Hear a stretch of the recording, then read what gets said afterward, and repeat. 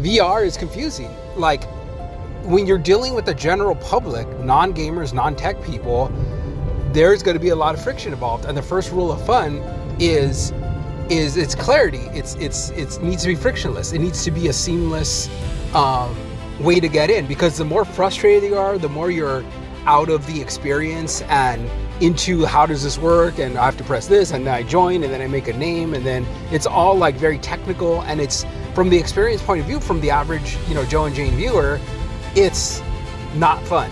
And that's a very bad way to start. And that's what Walt Disney did and Walt Disney was like the king of immersiveness.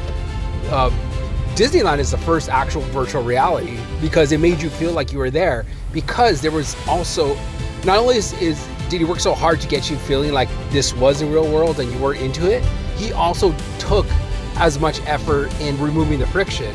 That's why there's subtle transitions between lands and things like that, because it keeps you in that engagement. It keeps you immersed. It's not anything you can turn on and off.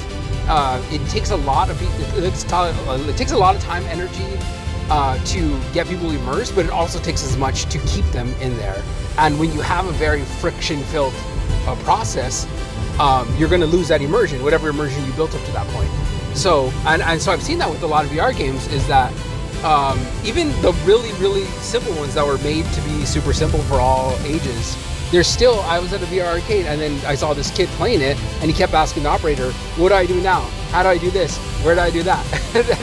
And it was a simple game, but still, it's not, for a game designer, we have our own view of simple, but we're talking about the mass audience. For them, everything's got to be super intuitive. Everyone has to understand what's going on. And that's how we designed Sinister Inn, is that it's super frictionless.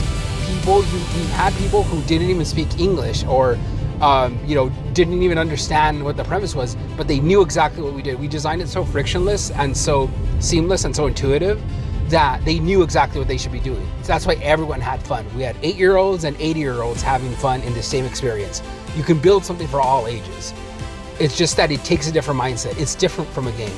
Because games, we assume that people know something. We assume that they're gamers. We assume that they're tech enthusiasts. We assume a lot of things.